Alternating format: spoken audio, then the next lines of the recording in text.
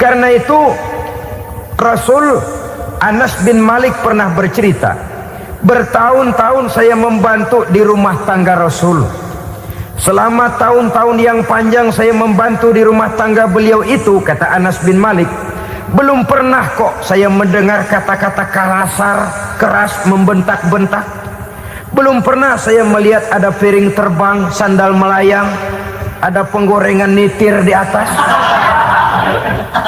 Belum pernah, padahal tahun-tahun yang panjang sudah saya lalui. Itu rumah tangga Rasul. Istrinya lebih dari satu, tapi tenang, ayem, adem.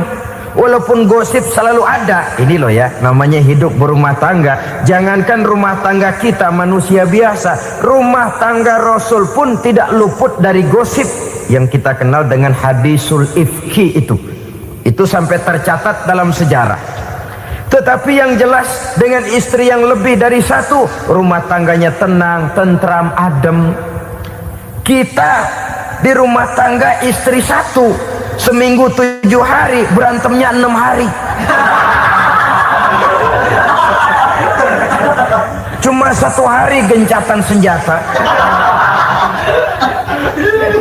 Saudara hadirin yang saya muliakan, kalau tujuan rumah tangga adalah mardotillah, apa ciri dari suami istri yang menegakkan rumah tangga untuk mencapai ridho Allah itu? Pertama, sepasang suami istri yang membina rumah tangga semata-mata untuk mencapai keridhaan Allah, cirinya yang pertama, bersyukur apabila beroleh nikmat. Ini ciri yang pertama. Bersyukur kepada Allah. Kepada sesama berterima kasih. Suami berterima kasih kepada istri, bertahun-tahun didampingi hidupnya, dicucinya pakaiannya, dimasaknya makanannya. Tidak istri mengeluh walau hidup lebih banyak kurangnya daripada cukupnya. Suami pandai berterima kasih kepada istrinya. Sementara istri pun bisa berterima kasih kepada suaminya. Bertahun-tahun suami peras keringat, banting tulang mencari nafkah, menjadi palang dada terdepan apabila ada masalah-masalah yang besar. Kedua-duanya lalu punya timbangan. Nah inilah ya, saya pesan kepada suami, kepada para suami, kepada para istri, supaya di rumah ada timbangan. Perlunya apa? Kalau pada satu saat istri kita salah, suami cepat-cepat ambil timbangan, lalu ditimbang mana yang lebih berat, salahnya atau dosanya, benarnya atau kesalahannya. Ini istri saya jasanya begini, lalu jasanya begini, salahnya ini, mana yang lebih besar, jasanya atau salahnya? Dengan adanya timbangan, maka keputusan akan objektif.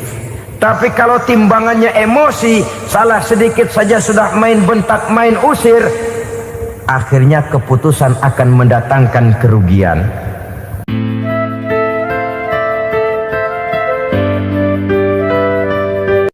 Assalamualaikum warahmatullahi wabarakatuh.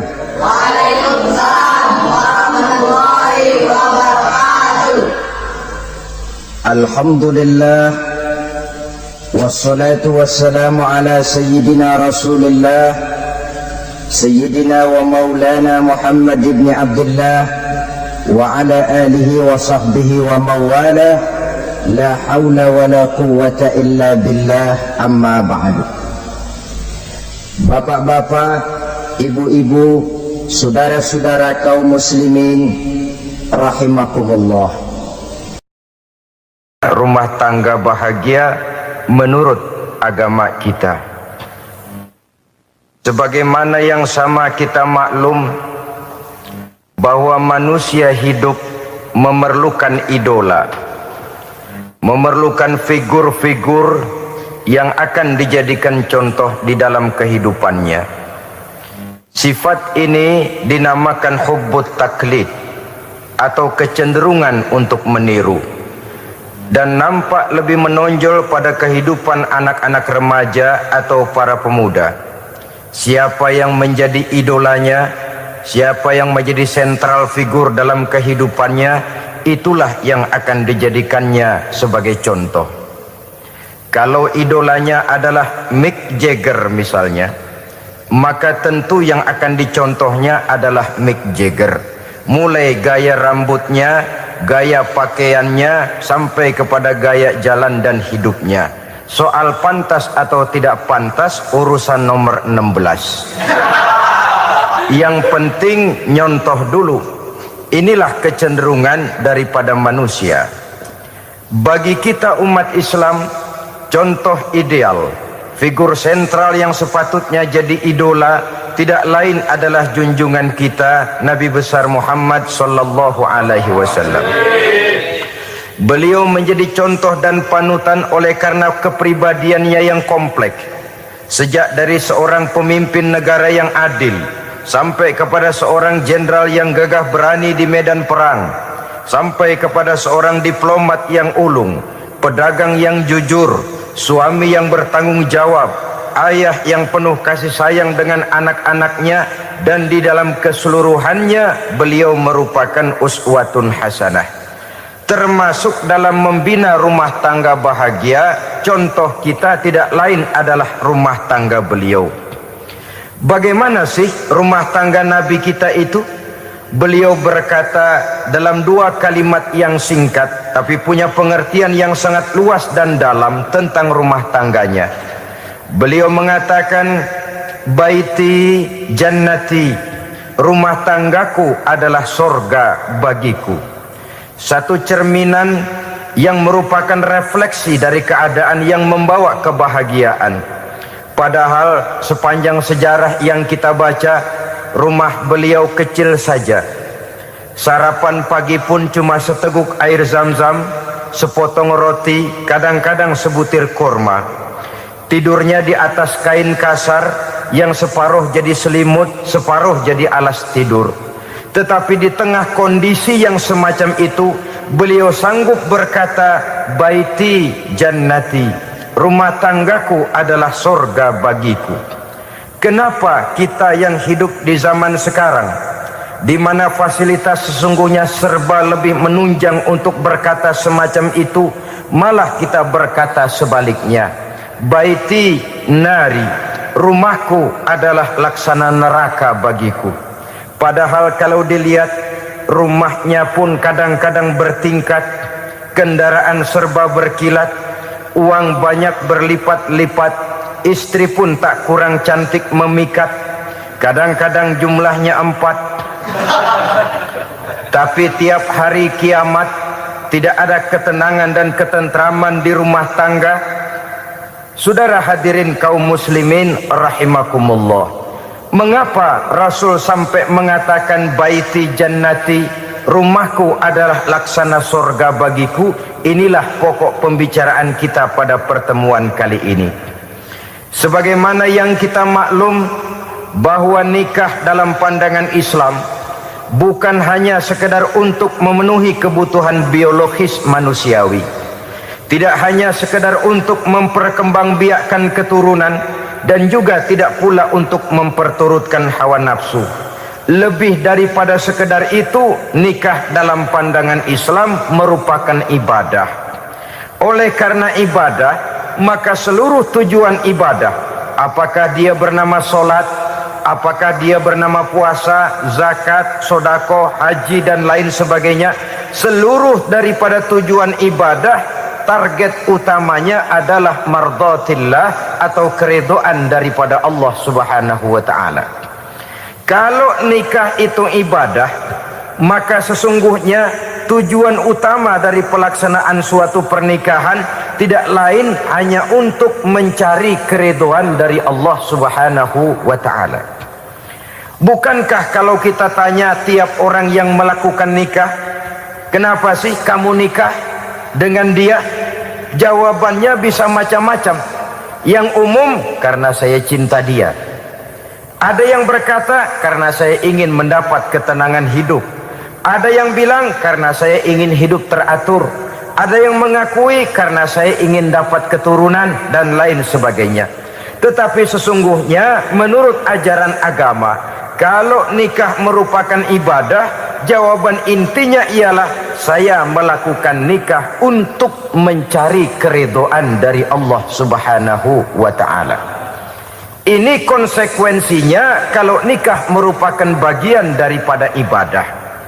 Rumah tangga yang didirikan atas dasar mencari keridhaan Allah, maka akan diwarnai oleh nilai-nilai luhur daripada ajaran agama.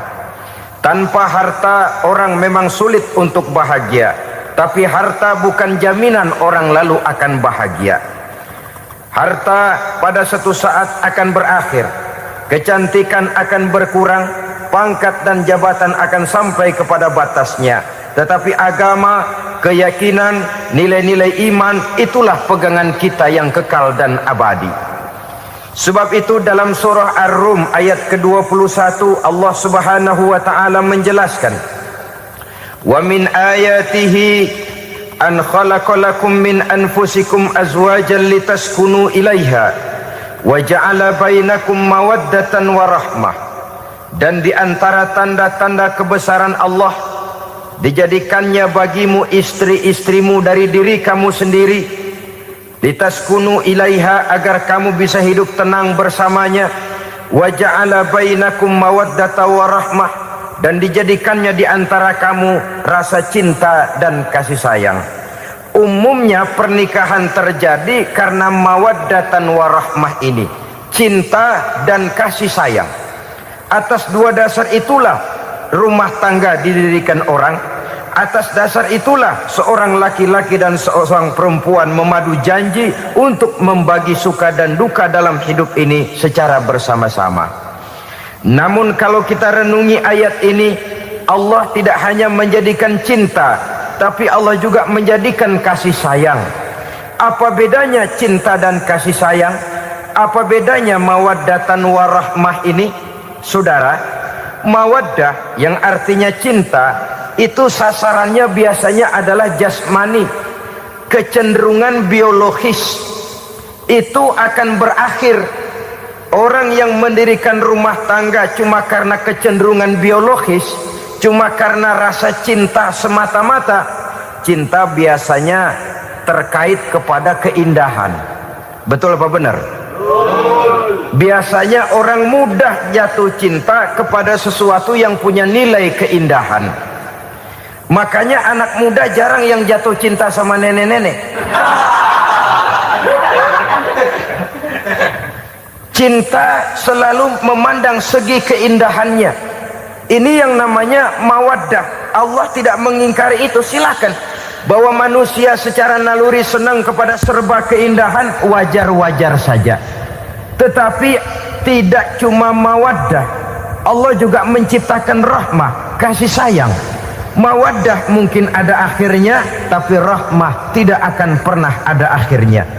Kalau mawaddah adalah berkecenderungan kepada biologis, jasmaniah, maka rahmah kecenderungan kepada nilai-nilai rohani, kepribadian, kejiwaan, dan lain sebagainya. Dikala pernikahan di bawah umur 40 tahun, mungkin masih banyak mawaddahnya, rasa cintanya. Tapi 40 bahkan 50 tahun ke atas, rasanya orang berumah tangga kalau sudah 50 tahun ke atas itu lebih banyak kasih sayangnya ketimbang cinta-cintaannya. Kalau satu rumah tangga hanya didirikan atas dasar mawaddah saja, atas dasar cinta saja, padahal cinta itu terpaut kepada hal-hal keindahan, keindahan satu saat akan menurun. Ya tentu sebagaimana yang kita maklum bersama-sama, belum punya anak memang cantik. Sudah punya anak, kecantikan mulai menurun. Punya anak 2, kulit mulai mengkerut. Punya anak 3, onderdil mulai dol. Punya anak 4, apalagi tidak pandai merawat diri, persis dompet tanggung bulan. Kalau rumah tangga didasarkan kepada rupa yang cantik saja, cinta akan bisa berpindah, paling tidak akan berkurang nilainya. Sebab itu Allah tidak hanya menyediakan mawaddah warahmah, dijadikannya di hatimu itu tidak cuma sekedar cinta, tapi juga kasih sayang. Nah, kasih sayang inilah apabila berakar dan berurat dari nilai-nilai keagamaan yang akan menopang jalinan rumah tangga bahagia, mengukuhkan usaha untuk mencapai mardhatillah atau keridhaan daripada Allah Subhanahu wa taala. Dengan demikian, berumah tangga bukan tujuan. Ini kalau kita lihat dari segi agama. Berumah tangga cuma alat untuk mencapai mardhatillah, keridhaan daripada Allah. Seorang suami yang pergi pagi pulang sore peras keringat banting tulang mencari nafkah untuk menghidupi keluarganya, kalau niatnya untuk mardhatillah maka pergi usahanya adalah ibadah.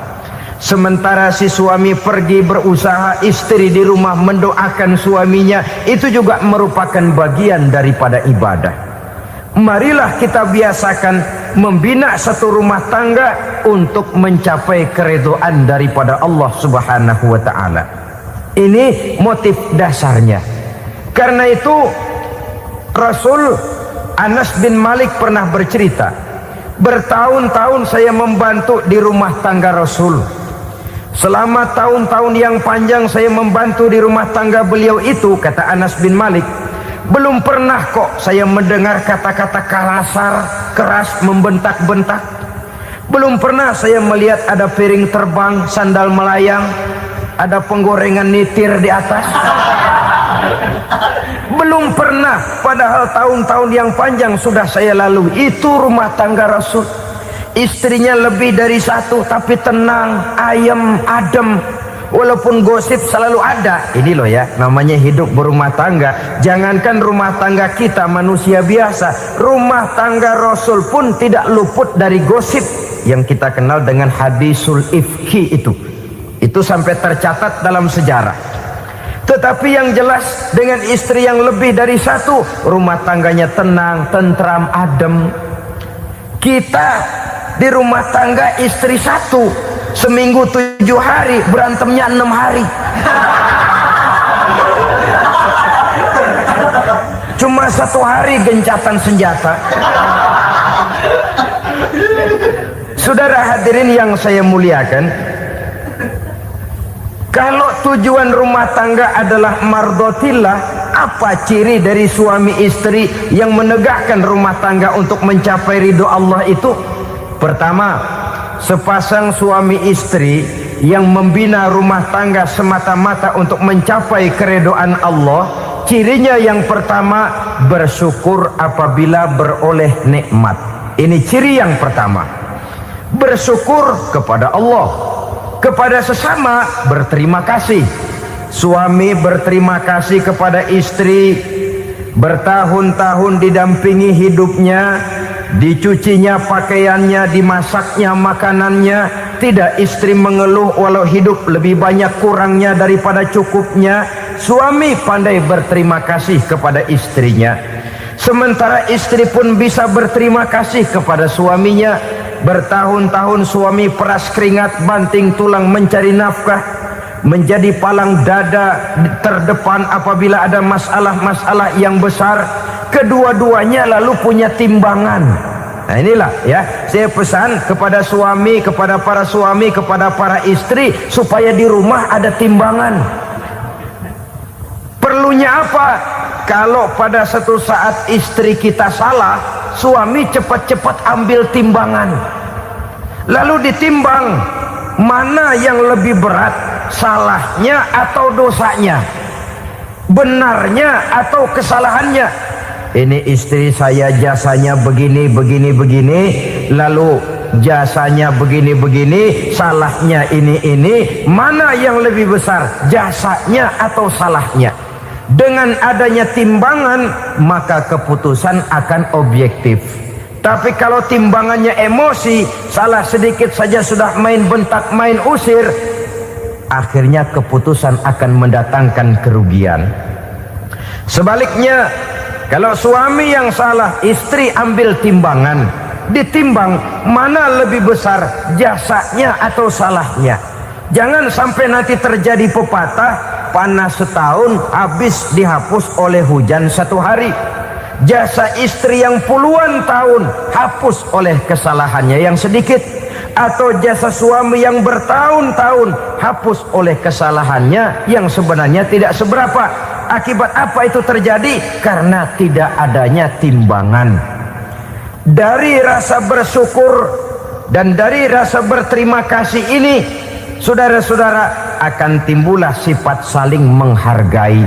Suami menghargai istri, istri pun menghargai suami.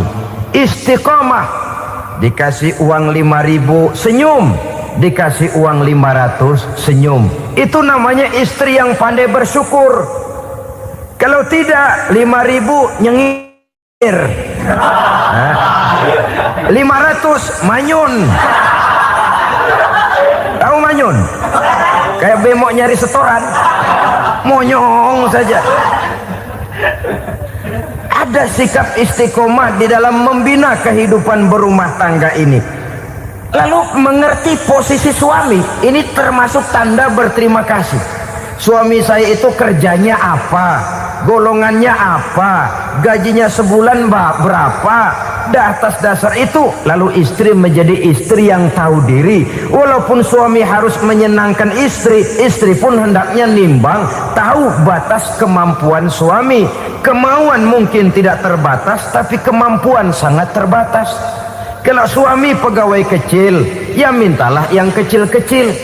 Kalau suami pegawai rendah, mintalah yang sesuai dengan kemampuannya. Jangan suami gajinya cuma 50.000 sebulan, istri menuntut minta dibeliin gelang yang kayak pelek becak.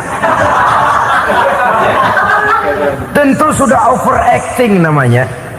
Saudara hadirin yang saya muliakan, kunci awalnya bersyukur kepada Allah. Kalau sudah bisa berterima kasih kepada manusia, hati ini akan mudah bersyukur kepada Allah. Rumah tangga yang pandai bersyukur, berapapun kecilnya nikmat, bukan kecilnya yang dia lihat, tapi karunia Allah yang dinilai. Sehingga dari rasa berterima kasih kepada manusia akan timbullah rasa syukur kehadirat Allah Subhanahu wa ta'ala. Itu yang sering diistilahkan orang, kalau dia punya mobil, dia berkata alhamdulillah kita punya mobil, tetangga kita cuman punya motor. Kalau dia punya motor, syukur kita punya motor, tetangga kita cuman punya sepeda, kemana-mana kekejek melulu. Kalau dia punya sepeda, alhamdulillah punya sepeda, tetangga kita sebelah nggak punya apa-apa, kemana jalan kaki saja. Kalau dia jalan kaki, alhamdulillah kita masih bisa jalan. Tetangga kita sebelah lumpuh bertahun-tahun nggak kemana-mana. Kalau dia lumpuh, alhamdulillah kita masih hidup. Tetangga kita kemarin mati nggak balik lagi.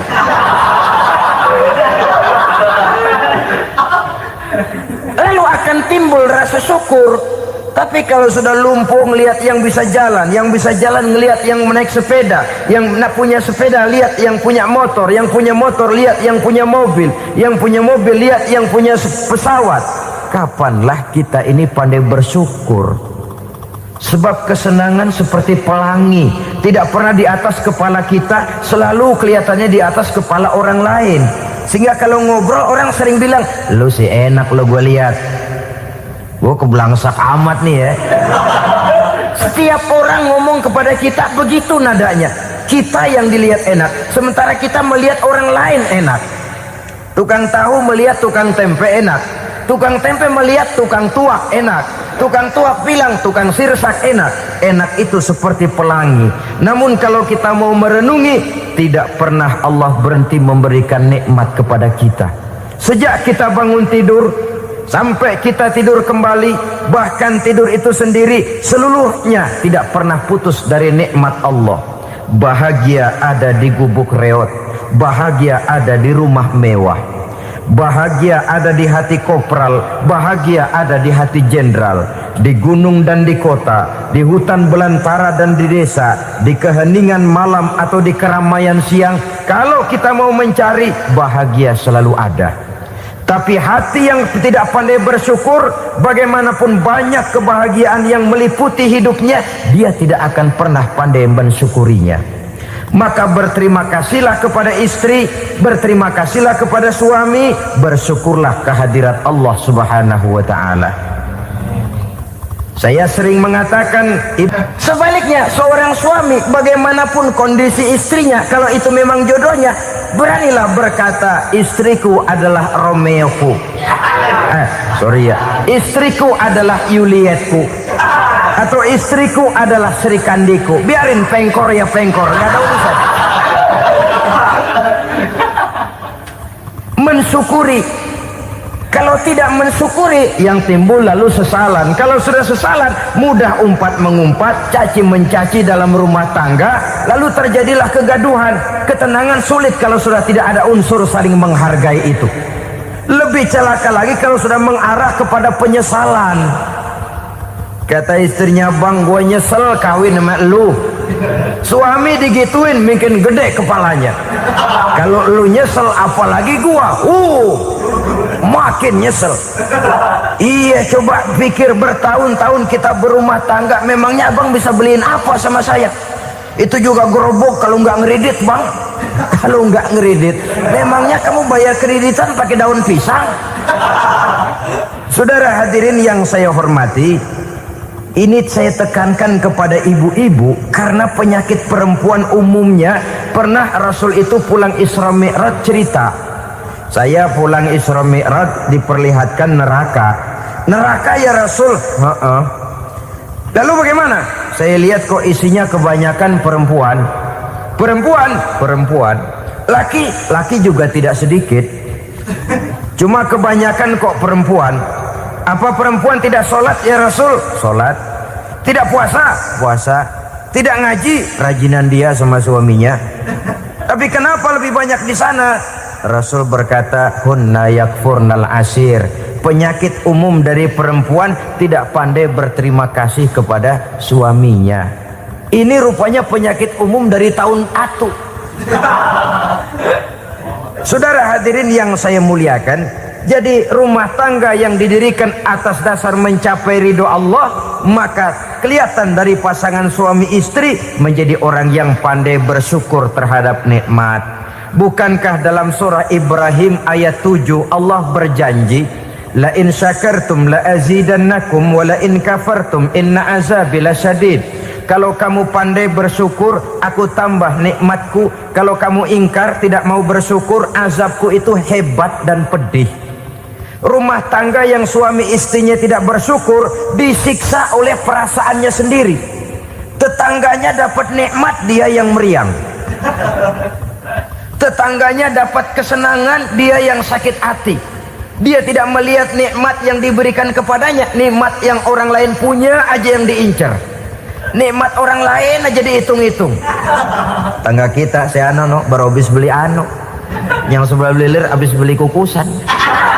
Cuma sekedar kukusan saja. Orang lain beli apa-apa jadi bahan diskusi di rumahnya. Orang lain saja yang diusut.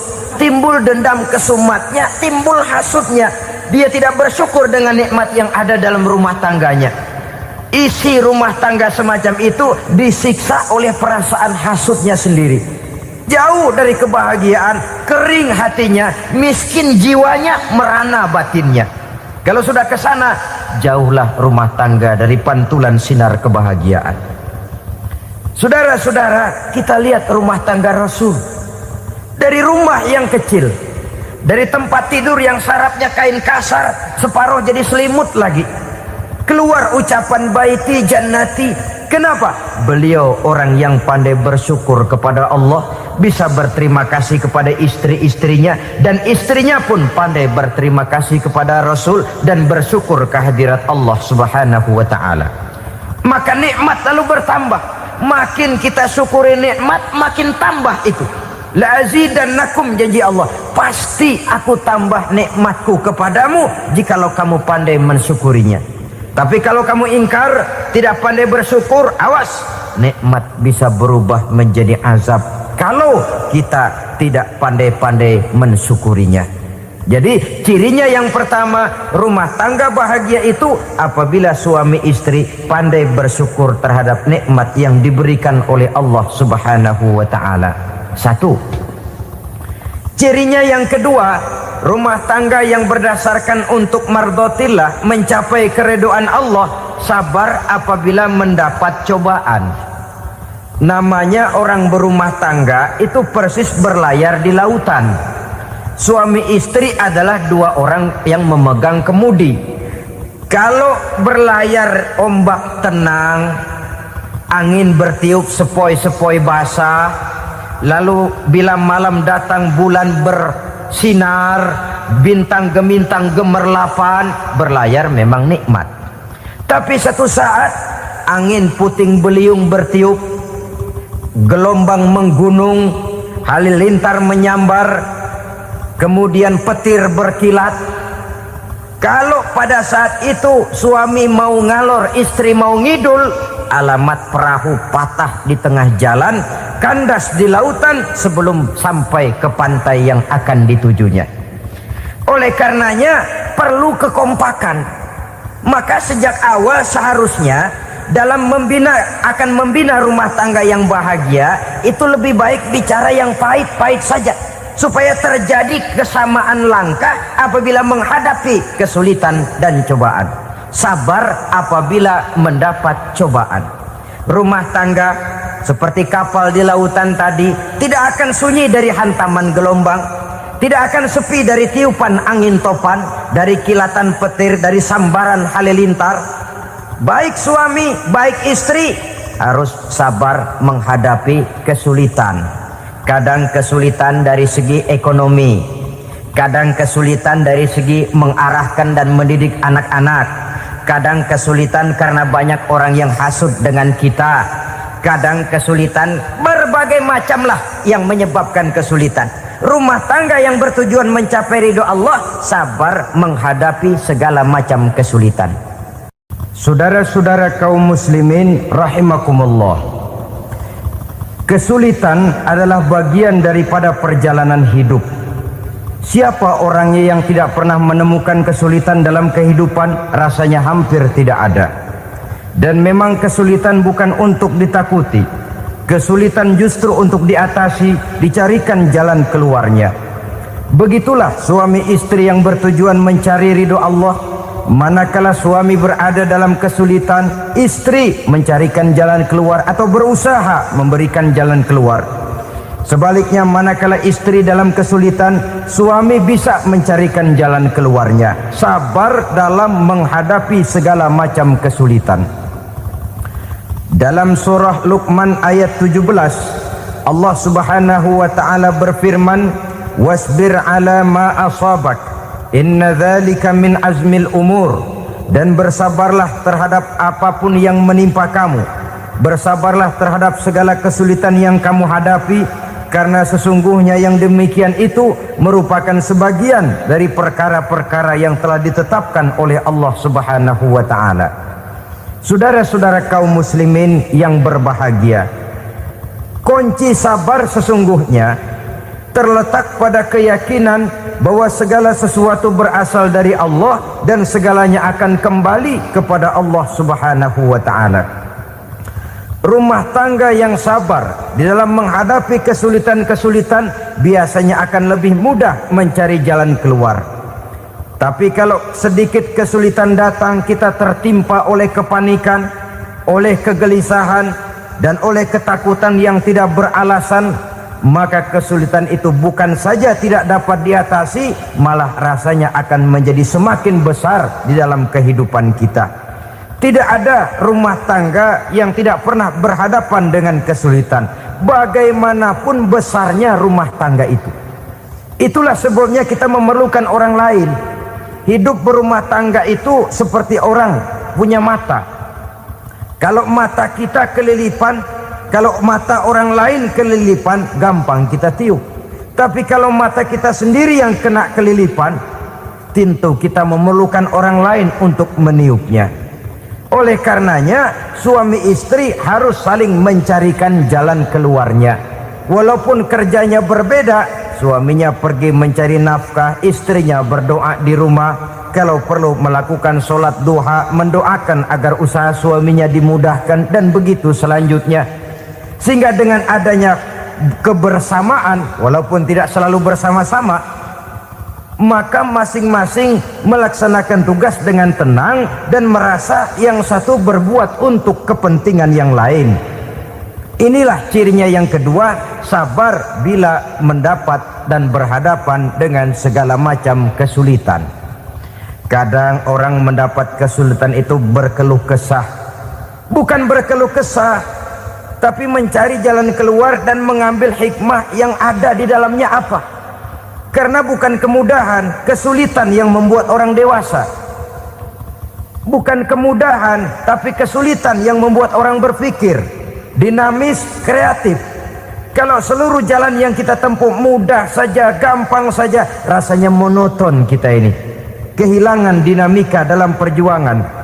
Kesulitan yang membuat orang matang, kesulitan yang menempa kepribadian untuk lebih dewasa menghadapi bahtera kehidupan, membuat pandangan makin arif, wawasan makin luas, dan analisa semakin tajam.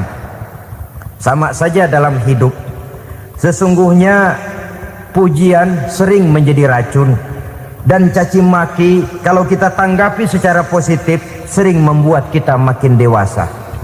Jarang orang berpikir kalau dipuji, tapi baru dia merenung dan mencari diri setelah dicaci maki dan dikritik habis-habisan. Walaupun watak umum manusia senang dipuji, marah kalau dicaci maki. Biasanya kalau ketemu cewek cakep kita bilang, "Kamu cakep deh." Dia paling bilang, "Ah, abang bisa aja."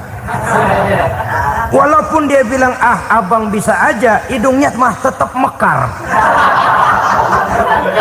Seneng kalau dipuji, itu kecenderungan manusia. Marah kalau dicaci maki, marah kalau dikritik.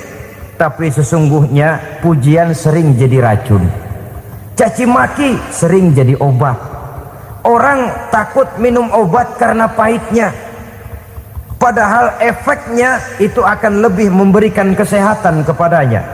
Orang takut menghadapi kritik, orang takut dan tidak ingin dicaci maki, padahal itulah yang sesungguhnya menjadi cambuk kalau tidak dia salah tanggap, menjadi sugesti yang mendorong dia lebih maju lagi.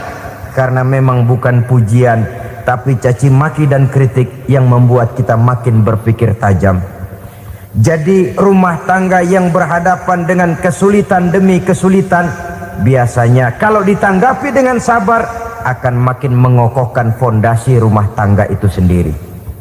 Tapi kalau kesulitan dihadapi dengan tidak sabar, lalu mencari jalan pintas, kesulitan ekonomi, kebetulan istrinya cakep, istrinya disuruh ngojek. Dah lu ngojek aja deh, gua nungguin setoran dah. Suami tapak di rumah.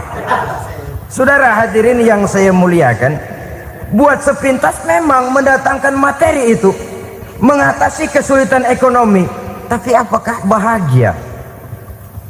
Walaupun rumah bisa jadi besar, perabotan bisa serba lebih lengkap dan ada, tapi apakah semuanya mendatangkan bahagia? Sementara suami kehilangan rasa cemburunya, dan dalam agama itu disebut dayus. Dayus, suami yang tidak punya rasa cemburu kepada istrinya. Dan orang dayus kayak begitu haram mendapat bau sorga. Bau sorga saja tidak dapat, apalagi masuk ke dalamnya. Ya tapi juga jangan lantas mentang-mentang harus cemburu sama istri, overacting. Suaminya nawar sayuran, laki pulang ngomel, "Lu pacaran ya sama tukang sayur?"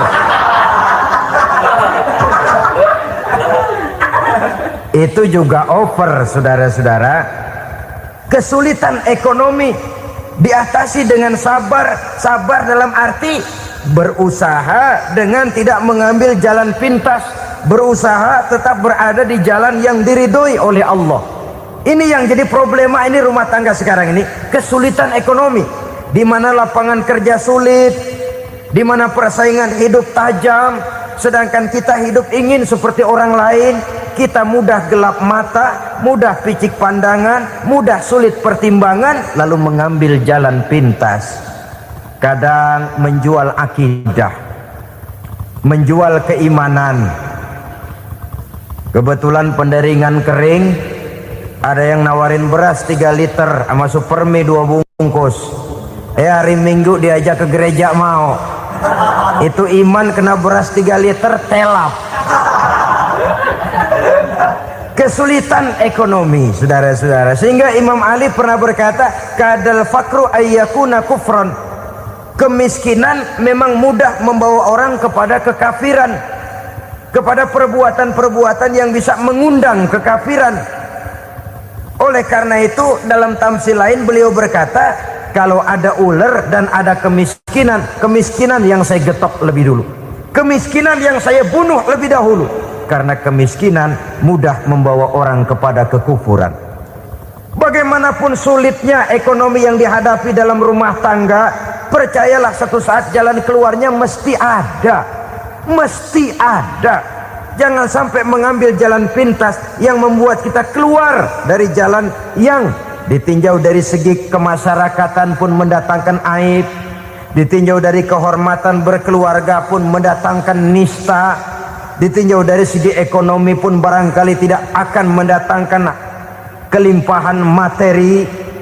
Jalan pintas pada umumnya, saudara-saudara, hanya memberikan kenikmatan yang sekejap. Dan apalah itu artinya kalau harus mengorbankan kesenangan yang abadi dan kekal. Kadang-kadang mengorbankan anaknya sendiri, anaknya dikomersilkan. Pokoknya siapa yang nyamper lu berangkat aja dah. Asal pulang nenteng pisang sama jeruk sebongsang, orang tua udah anteng aja udah.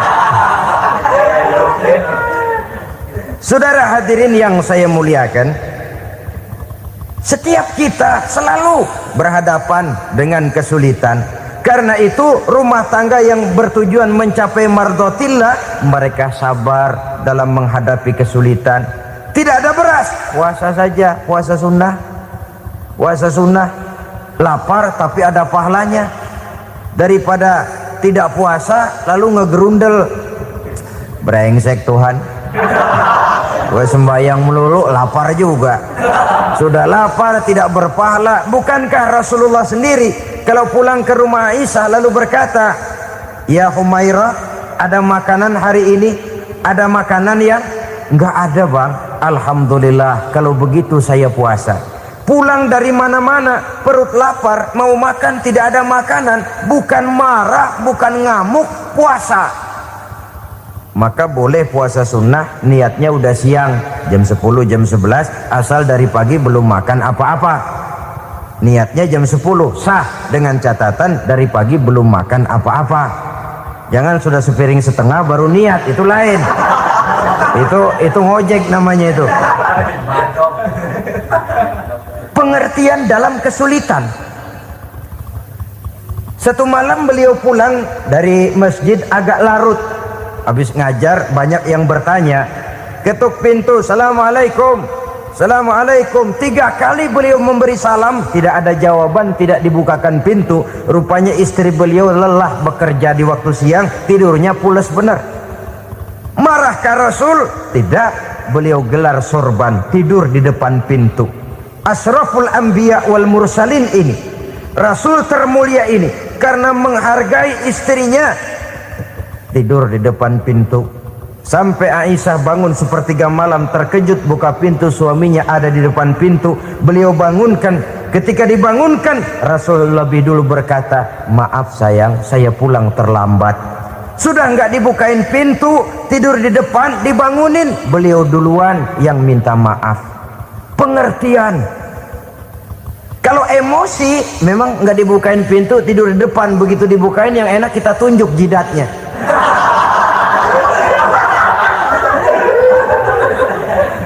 Saudara hadirin yang saya muliakan, kesulitan di dalam kehidupan merupakan bagian daripada kehidupan. Bukan untuk ditakuti, tapi untuk diatasi. Bukan untuk dihindarkan, tapi dicarikan jalan keluarnya.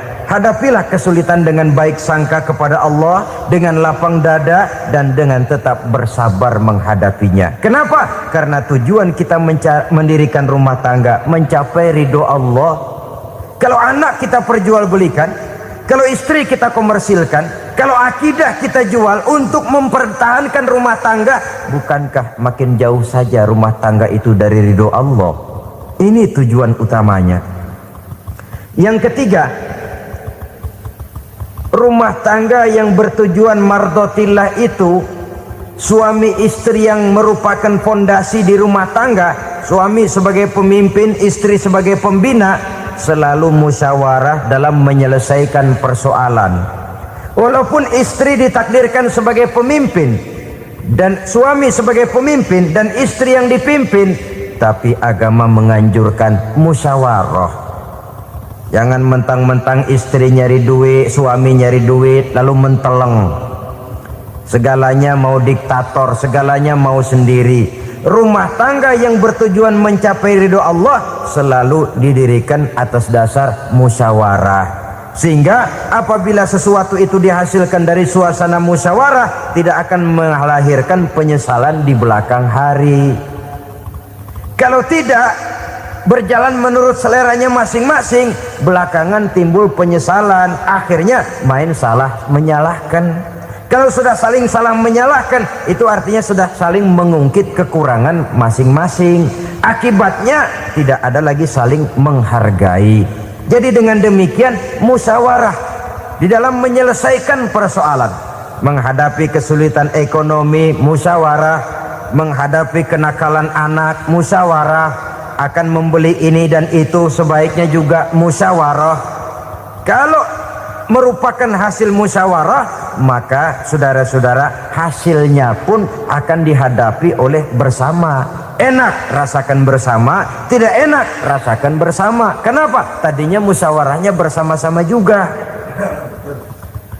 Lah kalau hasil sendirian, giliran enak mungkin yang satu mau ikut, giliran tidak enak yang satu nuding, gua kata juga apa. Kan begitu akibatnya kalau tidak berdasarkan musyawarah lebih dahulu. Maka insya Allah hasil musyawarah ini setidaknya tidak akan mendatangkan sesalan di belakang hari nantinya. Saudara-saudara kaum muslimin rahimakumullah, ciri yang keempat, sepasang suami istri yang bertujuan mencapai ridho Allah dalam upaya mencapai rumah tangga bahagia itu tawakal apabila mempunyai rencana. Tawakal berserah diri kepada Allah, bukan berserah diri dalam artian mutlak yang mengarah kepada fatalism atau predestination. Kita sering mengartikan tawakal secara salah. Belum apa-apa sudah menyerahkan diri kepada Allah. Emang semuanya terjadi menurut maunya Allah dah, nggak usah ngapa-ngapain, bagaimana Tuhan aja dah. Lapar juga nggak usah makan, kalau takdirnya kenyang pan kenyang. Ya udah lapar terus kita. Makan dulu, perkara nanti kenyang apa tidak, itu baru tawakal. Kalau sakit ke dokter, soal sembuh atau tidak, baru tawakal. Artinya usaha itu ada. Setelah suami berusaha, istri berusaha, selebihnya tawakal.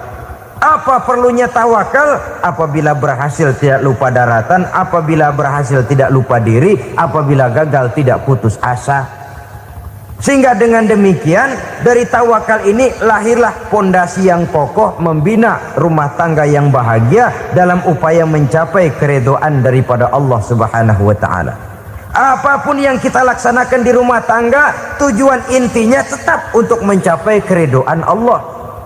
Beli kendaraan untuk mencapai ridho Allah, lalu dipakai ngaji, dipakai ke masjid dan sebagainya. Beli peralatan rumah tangga untuk mencapai ridho Allah. Mendidik anak untuk mencapai ridho Allah, membantu keluarga untuk mencapai ridho Allah, dan begitu selanjutnya. Tawakal apabila mempunyai rencana. Kemudian cirinya yang kelima, suami istri yang bertujuan mencapai ridho Allah selalu mempererat silaturahmi. Sebab seperti sudah saya sampaikan pada pertemuan terdahulu, dalam berumah tangga itu ada orang tua, ada mertua. Itu cuma perbedaan istilah, tapi hakikatnya adalah sama. Jangan karena perbedaan istilah lalu menyebabkan kita berbeda sikap. Kalau sudah berbeda sikap, tentu akan melahirkan perasaan yang tidak simpatik. Sebaiknya suami istri kalau sudah berumah tangga, Jadikanlah orang tua tempat cerita yang enak saja. Yang tidak enak telan berdua, yang pahit rasakan berdua, kesusahan dan kesulitan atasi berdua. Giliran enak ngomong sama orang tua, giliran senang cerita sama mertua. Sekarang kan kita balik, kalau lagi senang duitnya banyak, anteng di rumah, kalem aja.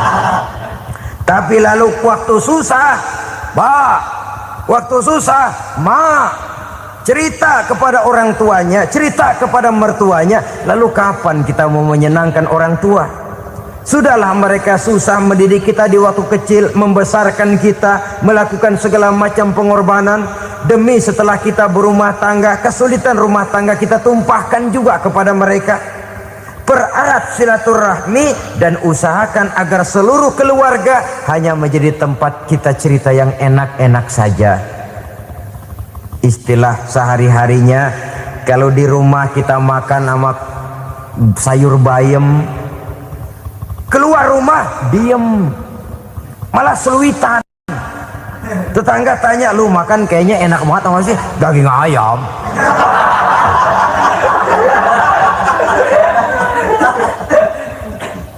Lalu tetangga kan akan berbisik, ya makannya tuh orang enak bener ya, rumah tangganya tiap hari makan sama daging ayam. Biarlah paling kurang itu jadi doa, daripada kita makan sama kangkung lalu ribut ngomel di mana-mana. Gua kesel banget sama bini gua, di warung ceritanya lagi. Kenapa? Saban sari gua direbusin kangkung mulu, brengsek. Di warung cerita ada RT ada RW, gara-gara makan sama kangkung se-RT tahu. Akhirnya mungkin kalau kita berangkat orang hitung dari jauhan, lihat kangkung liwat gitu.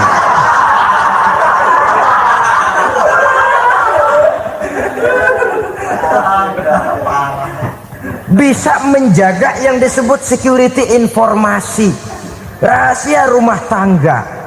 Bahkan pernah saya berikan contoh karena ingin menghargai. Suami beliin kain batik buat istrinya, istri tahu begitu sepintas nih kain jelek nih, tapi karena mau menyenangkan suaminya dia bohong. Bagaimana bu kain yang bapak beliin? Aduh bagus bener pak, bagus sekali itu kain. Warnanya pak emang yang model begitu tuh. Tetangga kita mana ada yang pakai kain begitu pak? Ya emang nggak ada, jelek. Menghargai. Sebab kalau waktu itu si istri jujur, yang timbul sakit hati suami. Bagaimana bu kain yang saya beliin? Goblok lo. Kain begitu dibeliin di pasar juga banyak 1.400, campur odol lagi. Sudahlah, suami punya niat baik, sampai rumah digoblok-goblokin, tidak ada lagi rasa saling menghargainya. Begitu pentingnya mempererat silaturahmi ini, sampai Nabi berpesan, isnani la yanzurullahu ilaihima yaumal qiyamah qati'ur rahim wa jarus su'. Ada dua golongan manusia yang di akhirat nanti tidak akan dilihat oleh Allah, tidak akan diopeni oleh Allah, didiemin aja. Siapa mereka? Pertama, orang yang suka memutuskan silaturahmi.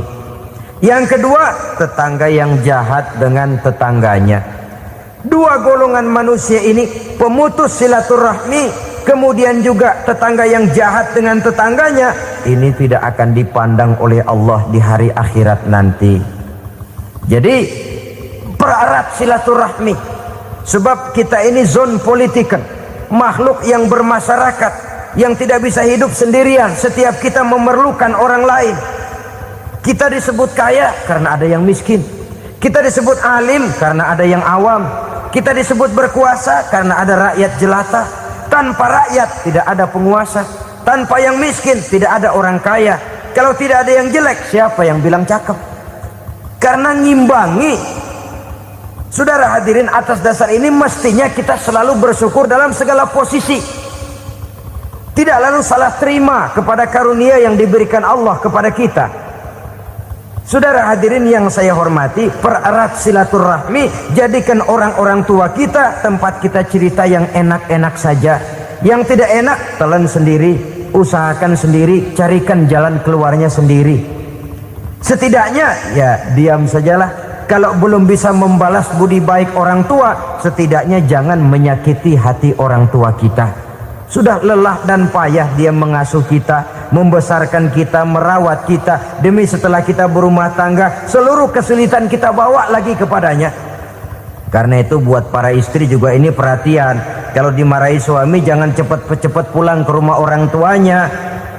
Nggak boleh diomelin dikit, main buntal aja. Gua pulang dah. Pulang. Sampai sana cerita habis-habisan, dikucek kejelekan suaminya. Nanti 2-3 hari balik aja lagi. Kan nggak lucu jadinya. Saudara hadirin, begitu juga suami. Mencaci maki habis istrinya, 2-3 hari baik aja lagi. Konyol, istrinya sudah dicaci maki habis-habisan, dijeleki leluhur-leluhurnya, 2-3 hari baik lagi, mesraan lagi. Kata bininya dalam hati, gua lu jelekin juga, lu pakai juga, kayak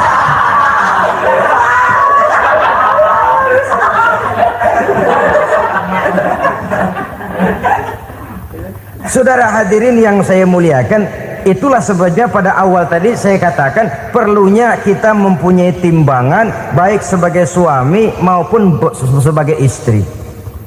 Nah, dari mempererat silaturahmi ini akan terjalin rasa kekeluargaan. Maka tradisi arisan keluarga itu bagus sesungguhnya untuk mempererat silaturahmi. Cuma celakanya bukan silaturahmi yang jadi tujuan, arisannya itu yang jadi tujuan. Akibatnya apa? Kalau belum narik mah semangat banget datang dah. Begitu udah narik aja udahan. Itu celakanya. Akhirnya silaturahminya jadi nomor 2, arisan semata-mata yang menjadi tujuan. Sesungguhnya itu bagus untuk mempererat silaturahmi. Karena kalau kita dengan kita sesama saudara sudah tidak saling mau mengenal, bagaimana dengan anak-anak kita?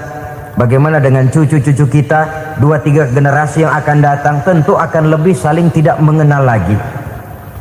Baiklah ya, yang keenam, suami istri yang bertujuan untuk mencapai keridhaan Allah itu selalu berusaha tolong menolong di dalam kebajikan. Sebab Allah pesankan itu di dalam Al-Maidah ayat 6, wa ta'awanu 'alal birri wat taqwa wa la ta'awanu 'alal itsmi wal 'udwan. Bertolong-tolonganlah kamu di dalam kebaikan, di dalam bertakwa kepada Allah. Jangan bertolong-tolongan di dalam maksiat, di dalam dosa, dan di dalam usaha yang menimbulkan permusuhan. Kalau suami marah kepada seseorang, istri jangan ngipasin. Oh bang, yang begitu mah dibayain tuman. Udah habisin aja dah. Anak-anaknya marahin sekalian. Ngipasin.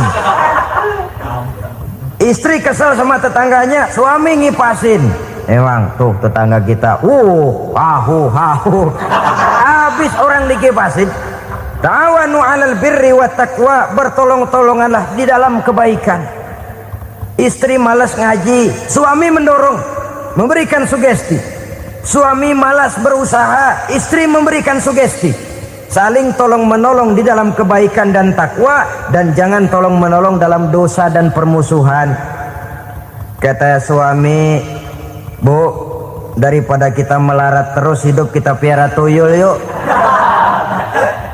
Kata istrinya, nah ini sudah menyimpang bang, bersabarlah, bagaimanapun insya Allah kita tidak akan mati kelaparan. Piara tuyul itu nanti jadi pindah akidah, merusak iman, berteman dengan setan. Apalah artinya kekayaan dan kesenangan sebentar kalau harus mengorbankan kekayaan dan kesenangan yang abadi. Ini sudah alal ismi wal udwan, sesuatu yang mengandung dosa. Saudara hadirin yang saya hormati, kemudian yang keenam, berbaik sangka. Baik suami maupun istri sama-sama saling berbaik sangka. Suami melepas istri, istri melepas suami dengan hati yang ikhlas. Suami meninggalkan istri di rumah dengan jiwa yang bersih dan rasa yang aman. Ada rasa baik sangka, dan ini modal dasar.